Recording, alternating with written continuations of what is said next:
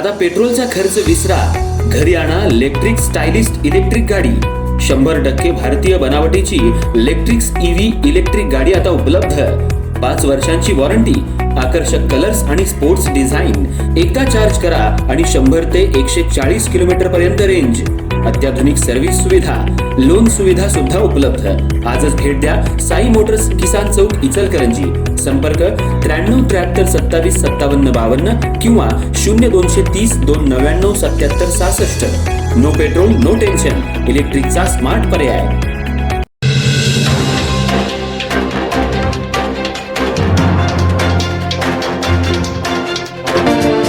इचलकरंजी शहरात आज संध्याकाळी भरधाव कारचा थरार पाहायला मिळाला। एएससी कॉलेज समोर भरधाव वेगाने येणाऱ्या एका स्विफ्ट कार चालकाचा वाहनावरचा ताबा सुटल्यानं कारनं प्रथम डिव्हायडर ओलांडून विरुद्ध दिशेच्या लेनमध्ये प्रवेश केला आणि समोरून येणाऱ्या वाहनांना जोरदार धडक दिली। या अपघातात 2 जण जखमी झाले असून 3 ते 4 वाहनांचं नुकसान झाले। सुदैवानं समोरून येणाऱ्या एका मोठ्या ट्रकला कारची धडक बसल्यानं कार जागेवरच थांबली। अन्यथा रस्त्याच्या कडेला असलेल्या चहाच्या दुकानात कार घुसली असती आणि तिथं मोठ्या संख्येनं उपस्थित असलेल्या नागरिकांच्या जीवाला धोका निर्माण होऊन मोठी दुर्घटना घडली असती।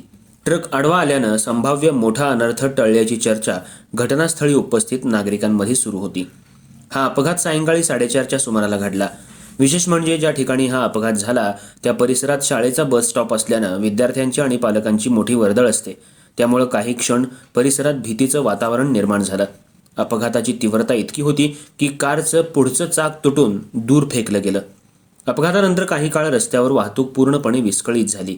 दोन्ही बाजूंनी वाहनांच्या लांबच लांब रांगा लागल्या। घटनेची माहिती मिळताच पोलीस घटनास्थळी दाखल झाले। त्यांनी अपघातग्रस्त कार बाजूला करून वाहतूक सुरळीत करण्याचं काम हाती घेतलं। त्यानंतर काही वेळात वाहतूक पूर्ववत करण्यात आली। प्राथमिक माहितीनुसार भरधाव वेग आणि वाहनावरचा ताबा सुटल्यानं हा अपघात घडल्याचा अंदाज व्यक्त केला जातोय। दरम्यान अपघातग्रस्त कारमध्ये दारूच्या बाटल्या आढळून आल्याची माहितीही समोर आली आहे। मात्र चालकानं मद्यप्राशन केलं होतं का याबाबत पोलीस अधिक तपास करतायत। या अपघातामुळे पुन्हा एकदा शहरातील भरधाव वाहन चालवणं, वाहतूक नियमांचं उल्लंघन आणि नागरिकांच्या सुरक्षेचा प्रश्न ऐरणीवर आला असून या मार्गावर अधिक प्रभावी वाहतूक नियंत्रणाची गरज व्यक्त केली जाते।